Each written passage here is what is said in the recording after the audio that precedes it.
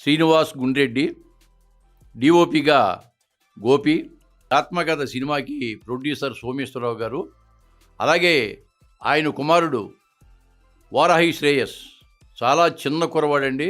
అతను మ్యూజిక్ అందించారు అద్భుతంగాను. మరి అతనికి మంచి భవిష్యత్తు ఉందని మేము ప్రగాఢంగా నమ్ముతున్నాం. చాలా చిన్న కుర్రాడు, అంటే 7వ తరగతి చదువుతున్నాడు. అతని వయసు నేను అనుకోవటం 12-13 సంవత్సరాలు ఉంటాయండి.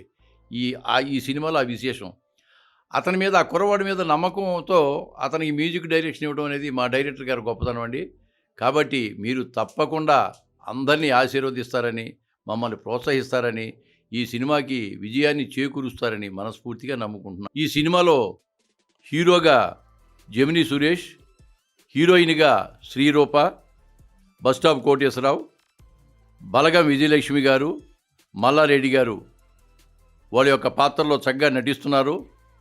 ఈ యొక్క సినిమా కథ చెప్పాలంటే చాలామంది చెబుతూ ఉంటారు, ఈ దశాబ్ద కాలంలో ఇటువంటి కథలు లేవని అంటుంటారు. కానీ నిజంగానే చెప్పాలంటే మా డైరెక్టర్ శ్రీనివాస్ గారు మా ఇంటికి వచ్చి ఈ కథ చెప్పినప్పుడు కథ చాలా చాలా బాగుంది, ఒక వెరైటీగా ఉంది.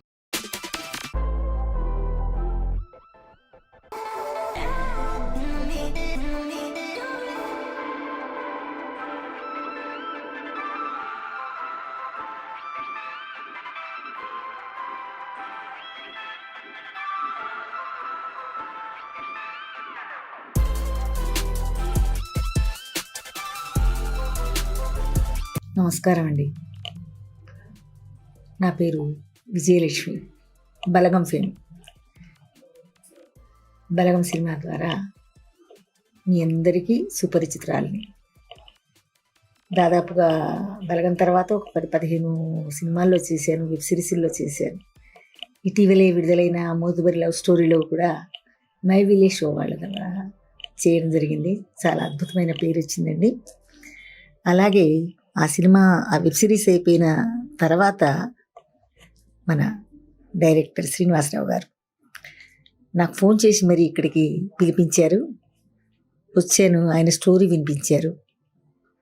డైరెక్టర్ గారు చాలా సంతోషం అనిపించింది. కథ విన్న తర్వాత ఇక నేనేమీ ఆలోచించలేదు. ఆత్మకథ, చాలా రోజుల తర్వాత ఒక ఆత్మ కోసం, మరి ఆ ఆత్మ పడే ఆవేదన ఎలా ఉంటుంది, దీంట్లో మలుపులు ఎన్ని ఉంటాయి, ఎవరి ద్వారా జరిగింది అనేదాన్ని చాలా కూలంకషంగా అద్భుతమైనటువంటి మాటలతో రాశారండి శ్రీనివాసరావు గారు. ఆయన నాకు ఎప్పుడైతే స్టోరీ చెప్పారో నేను ముగ్ధురాలనయ్యాను. ఎందుకంటే బలగం సినిమా వచ్చినప్పటి నుంచి కూడా చాలా